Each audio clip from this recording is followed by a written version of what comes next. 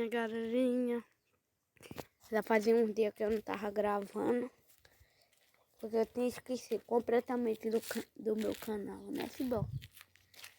E também pra cá tá querendo chover, ó. As nuvens lá. Eu não sei se vocês estão dando pra ver, ó. Mas lá desterrado aquele barzinho. Ali, ó.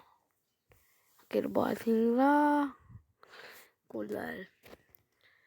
E eu tô parando o meu canal, não é por nada. Não tenho obrigação para fazer nada. E isso é nóis, pessoal. Os avós indo nessa.